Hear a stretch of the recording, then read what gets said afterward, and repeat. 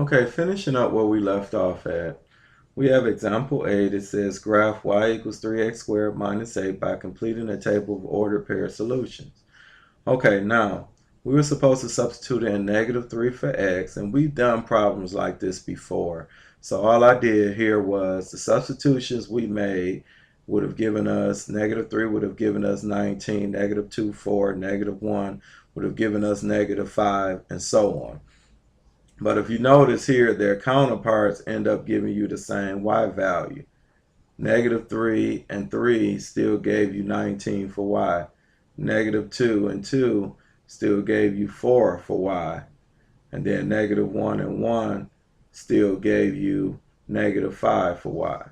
So what I did here, I plotted these points here, and I'm going to try and draw this as a parabola, but I'm doing this freehand, so it may not turn out as good.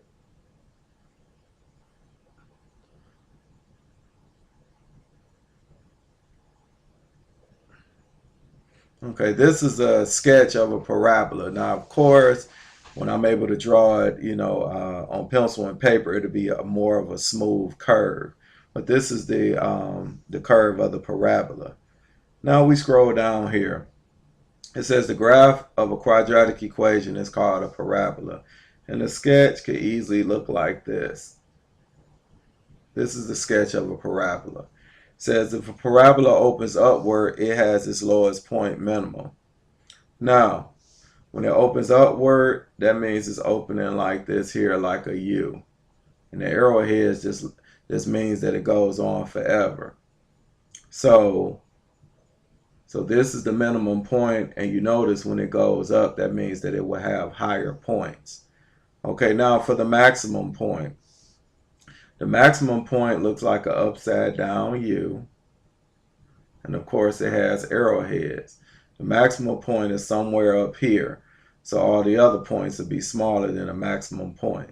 It says the minimum or maximum point of a parabola is called its vertex. So the highest, like here, to be the highest point, or the lowest point is called the vertex, depending on how the graph is going. Now we move on to sections 5.2 and 5.3, multiplying polynomials. Now in the expression b to the n power, b is called the base, n is called the exponent. And then we want to complete the following table. Now with example 1, we have -3 to the 4th power. So we bring our negative outside, and 3 to the 4th, 3 multiplies by itself 4 times. 3 times 3 is 9, times 3 is 27, times 3 is 81, which gives us -81. -3 in parentheses to the 4th, we will multiply -3 in the parentheses by itself 4 times, and that gives us +81. Now 2 times x to the 5th is 2 times 5x's multiplied by each other, and it's still just 2x to the 5th.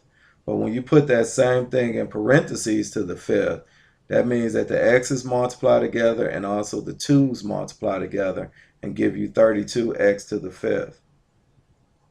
Now it says caution. -a to the n and -a to the n are not necessarily the same, which we learned in previous lessons. Now we look here at objective 1. It says use the product rule for exponents. How many 5's are being multiplied together in the expression 5 squared times 5 to the 6? We know 5 squared would give us 2 5's, and 5 to the 6 would give us 6 5's. And if we count all of them up, we would have 8 5's, which I put here was 8. So therefore, we could write 5 to the 2nd times 5 to the 6th is 5 to the 8th power. Now, it says the product property for exponents. For any whole number m and n, b to the m times b to the n is equal to b to the m plus n, which means that, first of all, they must have the same base, and when you multiply with the same base, you add the exponents. So that is what we did here. Both of these had the same base, so we added the exponents. 2 plus 6 is 8. Okay, now we come to example 2. It says use the product property for exponents. A to the 3rd times a to the 4th. We keep the base the same and we add the exponents. So that would give us 8 to the 7th power. And we're done with that problem. Now here it says x to the 6th times x to the 9th. We leave x as the base and we add the exponents. And that will give us x to the 15th. Now the same thing here. We add the same base. We keep the base the same and add the exponents. So it'll be a to the 18th. And even when we have 3, as long as they have the same base, we carry over the base and add the exponents, which will give us x to the 11th. Now we scroll down here to objective 2. It says use the power rule for exponents. We can simplify x to the 2nd to the 4th, which is x to the 2nd times x to the 2nd times x to the 2nd times x to the 2nd. Now we know we carry over our base and add the exponents. So that would be 2 plus 2 plus 2 plus 2, which should give us x to the 8th. That should be x to the 8th, not x to the 2nd. Okay, now, what can we conclude? We multiply the exponents. That's what we could conclude, because 2 times 4 is 8. So we could have cut through all this by multiplying the exponents. So it says here the power rule, raising powers to powers. If m and n are whole numbers, then b to the m to the n is b to the m times n. Now we go down here and take a look at that. Now, we have x to the 3rd to the 5th, which is x to the 3rd times 5. So this will give us x to the 15th. Now, b to the 4th to the 7th will give us b to the 4 times 7, which is b to the 28th. Now, x to the 15th to the 3rd, that will give us x to the 15 times 3, which is x to the 45th. And d. Now, first of all, we have to take care of what's inside these parentheses, but we can do power to a power here. 3 times 3 gave us 9. So we have in brackets, in parentheses, negative 20 to the 9th power. And you could put this in your calculator. This is negative 20 times itself 9 times, which will give us a negative 512 billion. Now we scroll down here. It says use the products to powers rule. We can write x, y to the 4th as a product of powers. So basically what this means is everything inside of this parenthesis, when they're a product, each individual thing will be taken to this power. So this x will be taken to the 4th power and the y will be taken to the 4th power. So just to show it out a little bit, this is really xy times xy times xy times xy. X times x times x times x, we know is x to the 4th, because that will be, this will be x to the 1 plus 1 plus 1 plus 1. And then the y will be y to the 1 plus 1 plus 1 plus 1, which will give us x to the 4th, y to the 4th, which is what we have over here.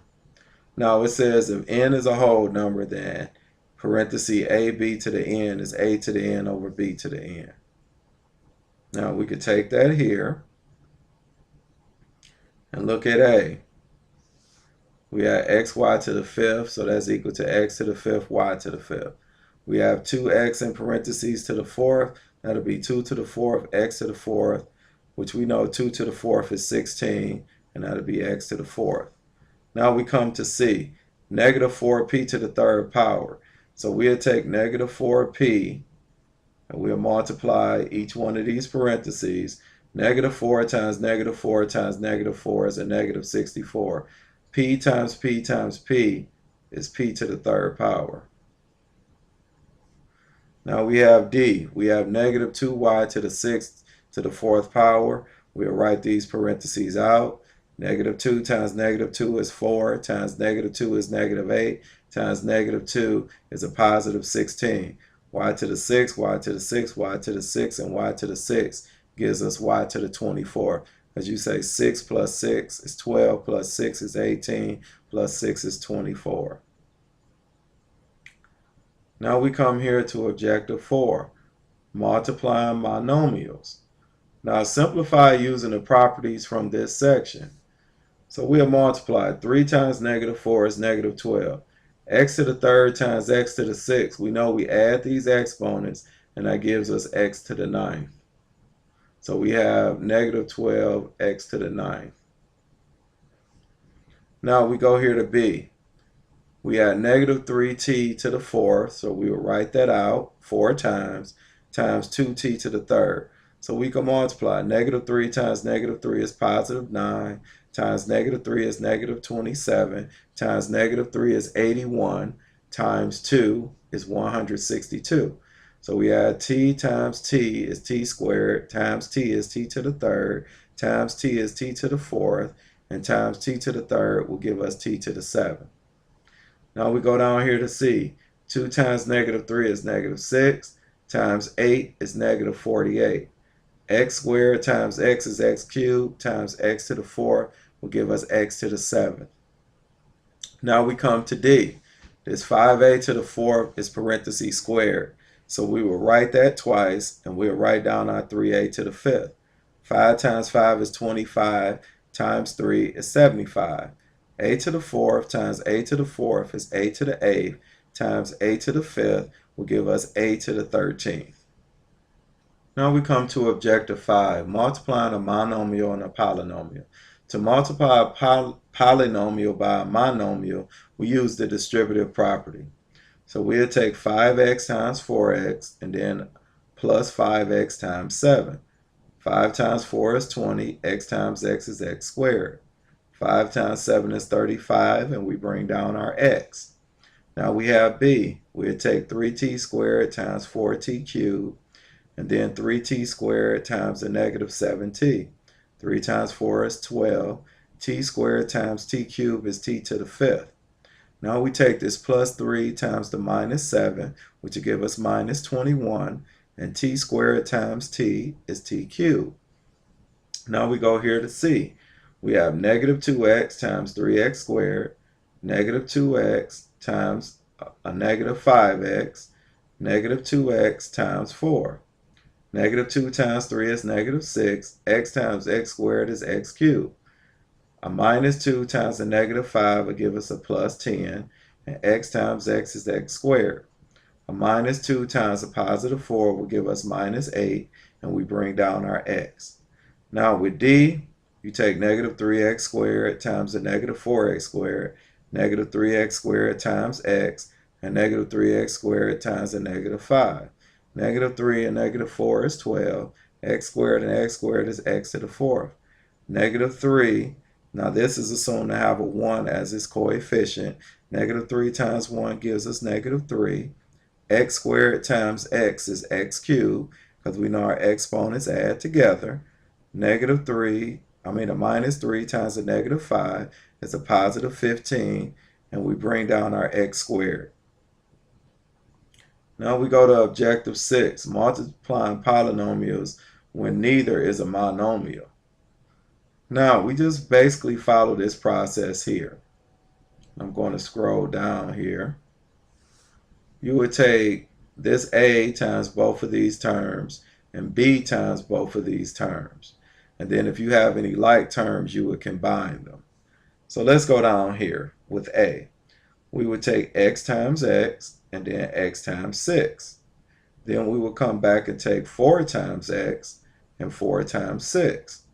Now x times x is x squared, x times 6 is 6x, 4 times x is 4x, and 4 times 6 is 24. So we will have x squared, 6x plus 4x is 10x, and 4 times 6 is 24. So our final answer is x squared plus 10x plus 24. Now the last problem we have here is b. So let's take this step by step. We would take our 2x and multiply by the first term here, which is 3x. And then 2x is positive, and we'll multiply by the second term, which is 7. Now we take this minus 5, multiply by the first term, which is 3x, and minus 5 times the second term, which is 7. Now, we multiply this out. 2 times 3 is 6. X times x is x squared. 2 times 7 is 14. And you bring down your x. Negative 5 times 3 will give you a minus 15. Bring down your x.